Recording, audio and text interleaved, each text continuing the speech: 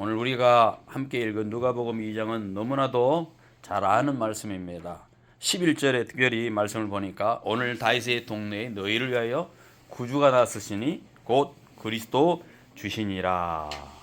자, 이 말씀이 단순히 아기 예수님의 탄생 이야기로만 들리면 우리는 이 본문의 가장 중요한 중심을 놓치게 됩니다. 천사가 뭐라고 얘기했습니까? 10절에 보니까, 오늘 본문 10절에 보니까 천사가 이르되 하면서 보니까 보라, 내가 온 백성에게 미칠 큰 기쁨의 좋은 소식을 너에게 전하노라 그랬습니다. 이 기쁨의 소식은 감동적인 소식 정도가 아닙니다.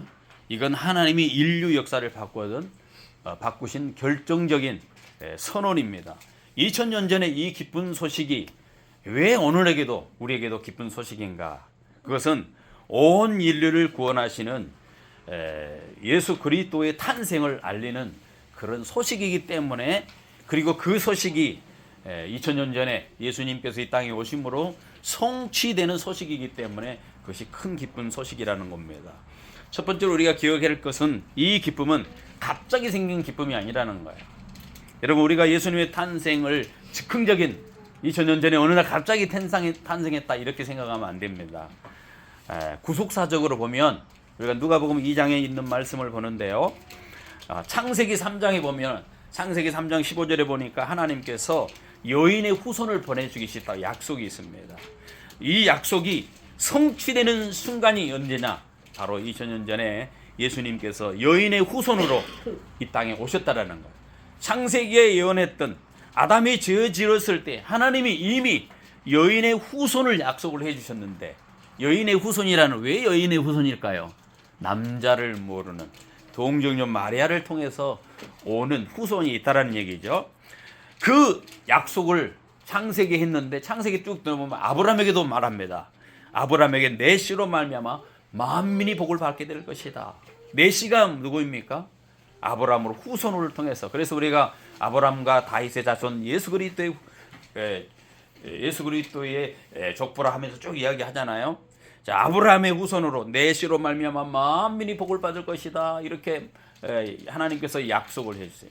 그 아브라함의 그 언약이 다윗 때에 와서는 보면 다윗을 향해서 뭐라고 말씀하냐면은 내 왕위가 영원히 견고히 서리라.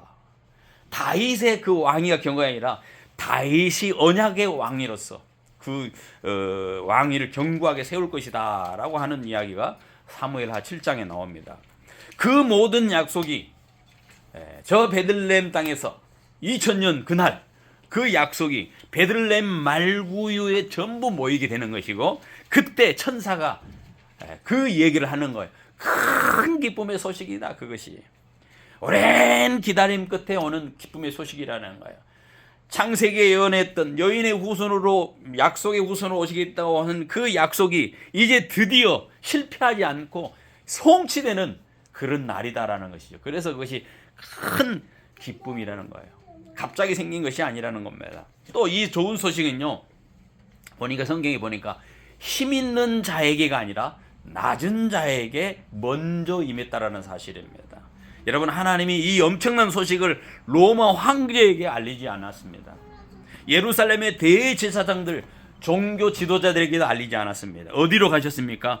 들판에서 밤을 새우며 양을 지키던 그런 목자들이라고 하면 그 시대의 가장 천한 사람들입니다. 천한 사람들의 상징적인 표현이죠. 그 사람들, 증인으로도 인정받을 수 못하던 사람들, 그런데 하나님께서 일부러 그들을 선택했습니다. 왜냐하면 구속사는 그러한 원리로 의해서 흘러가게 하기 때문에 그렇다는 겁니다. 하나님은 낮은 자를 들어 높이신다 그랬죠.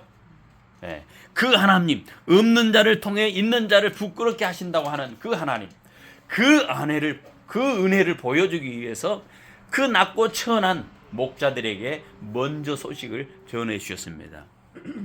이 은혜는 자격이 있어서가 아니라 하나님의 선택 때문에 임하는 기쁨이라는 거죠. 내가 어떤 받을 만한 자격이 있는 것이 아니라 전적인 하나님의 선택에 의한 역사라는 사실입니다. 여러분, 우리가 잘 알고 있는 19세기 프로시아의 왕이었던 프리드리 벨렘이라고 하는 사람 4세가 평소 시민들을 잘 살피기를 좋아했답니다. 이 사람이 어느 크리스마스 이브 날 그 화려한 왕복을 벗고서 평범한 평인의 옷을 입고 복장으로 작은 마을을 방문했습니다. 그는 마을에서 가장 크고 화려한 저택의 문의 앞에 가서 문을 두드렸습니다. 근데 그 초라한 옷을 입고 나타난 이 왕인데 알아보지 못하고 바쁘니 저리 가시오. 우리는 줄 것이 없습니다. 하고 문을 딱 닫아버리는 거예요. 왕은 결국 마을 끝자락에 있습니다. 아주 초라한 집, 차가운 바람이 새어 들어온 가난한 그런 구두 수성공의 집의 문을 가서 두드렸습니다. 수성공은 크게 그를 기뻐하며 맞아들이면서 뜨끈뜨끈한 수프를 한 그릇 대접했습니다. 다음날 마을 사람들은 어젯밤에 방문했던 사람이 왕이었다는 사실을 알고 후회했다는 것이죠. 하나님은 화려한 궁전이나 높은 성벽이 아니라 마음의 문을 낮춘 사람에게 가장 먼저 찾아오신다고 하는 하나의 상징적인 예화가 됩니다. 2000년 전에 바로 목자들에게 그렇게 찾아오셨다는 겁니다. 오늘 또 하나 알 수 있는 것은 성경에 보니까 말구유에 태어나셨다. 말구유라는 말은요, 우연이 아니라 구속사적인 표현입니다. 아주 중요한 구속사적인 표현입니다. 천사가 이런 표현을 합니다. 12절에 강보에 쌓여 구유에 누인 아이를 버리니 이것이 너에게 표적이 되리라. 12절에 그랬죠. 여러분, 표적이 뭡니까? 하나님을 뜻을 보여주는 사인이라는 거야. 하나님이 뭔가 뜻을 보여주려고 하는 사인으로 줬다라는 거. 왜 하필 말구유 위에 태어나게 했느냐? 구유는요, 가축이 먹는 자리죠. 가축이 밥을 먹는 거, 여물통 아닙니까? 여물통. 구유는 가축이 먹는 그 여물통인데 여기에 분명한 메시지가 있다는 거예요. 이 아이가 장차 세상에 생명을 주는, 먹이를 주는, 양식을 주는 분으로 오신다는 것을 보여주는 것입니다. 요한복음에 보니까 예수님이 말씀합니다. 나는 뭐다? 생명의 떡이다. 여러분, 예수님이 태어날 때부터 이미 우리를 살리기 위해서 자신을 내어주실 것을 미리 이 말구유를 통해서 말씀해 주고 있는 것을 우리가 보게 됩니다. 여러분, 영국의 유명한 설교자 찰스 스펀전이 이 말구유에 대해서 이런 말을 했습니다. 예수님께서 왕궁의 금침대에 누우셨다면 가난한 자들이 감히 다가가지 못했을 것이고, 대제사장의 성소에 계셨다면 죄인들이 접근할 수 없었을 것이다. 하지만 주님은 짐승의 먹이통에 누이셨다. 말구유에 누우셨다. 여기 구유는요, 특별한 물건이 아닙니다. 당시 이스라엘 어디에나 있던 가장 흔한 천한 물건입니다. 하나님이 왜 그리로 인간의 몸을 입고 아기 예수로 오셨을까요? 누구든지 어떤 사람이든 어떤 죄인인지 배고픈 자는 와서 먹으라는 상징적인 것을 보여주고 있는 겁니다. 마치 우리가 매일 뭐를 먹습니까? 밥을 먹습니다. 예수님은 우리의 삶 가장 낮은 자리에서 우리의 영원한 양식이 되어주기 위해서 말구유에 누이셨다는 거예요. 그분은 우리에게 전시용 보석이 아닙니다. 생존의 떡이었다는 거예요. 예수님이 우리의 생명의 떡, 우리의 인생을 살게 해주고 영원한 생명을 누리게 해줄 수 있는 생명의 떡이라는 것을 보여줬다는 것입니다. 또 오늘 본문에 보니까 14절에 보니까 지극히 높은 곳에서 하나님께 영광이요 땅에서는 하나님이 기뻐하는 사람들 중에 평화로다. 이런 말씀이 나옵니다. 하늘의 찬양은 무슨 찬양이냐? 구속의 찬양이라는 거예요. 수많은 천군 천사에게 나타내서 말합니다. 지극히 높은 곳에는 하나님께 영광이요 땅에서는 하나님이 기뻐하는 사람들 중에 평화로다. 이 평화는요, 감정적인 잠깐 머무는 평화가 아닙니다. 잠깐 동안 전쟁을 그치는 평화가 아닙니다. 이 평화는요, 하나님과 인간 사이에 맺혀진 그 원수 관계, 죄로 맑혔던 그 원수 관계를 회복해주는, 화목게 되는 평화예요. 그래서 이 평화는 구속의 평화라고 말을 합니다. 그래서 십자가는요, 이 성탄절은 십자가 없이 해석을 할 수가 없어요. 성탄절이 아무리 기쁘고 즐거워도 예수님께서 십자가에 돌아가신 그 사건이 없다면 무슨 의미가 있겠습니까? 예수님께서 십자가의 구속으로 말미암아 우리가 죄 사함 받고 하나님과 원수되었는데 하나님께 나아갈 수 있는 길을 열어주었다라고 하는 차원에서 우리는 하나님께서 땅에서는 하나님이 기뻐하시는 사람들 중에 평화라다 그 평화를 누리는 우리가 되었다라는 사실입니다. 예수 그리스도의 십자가 사건으로 말미암아 우리는 기쁨으로 나아갈 수 있는 길이 열렸다라는 겁니다. 핏값으로 보증된 기쁨이라는 거예요. 세상 기쁨과 다르다는 겁니다.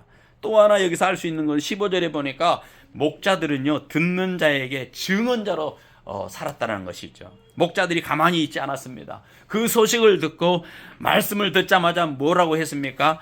가서 보자라고 했습니다. 14절 15절에 보니까 천사들이 떠나 하늘로 올라가니 목자가 서로 말하되 이제 베들레헴으로 가서 주께서 우리에게 알리신 바 이 이루어진 일을 보자. 가서 보자 이렇게 했습니다.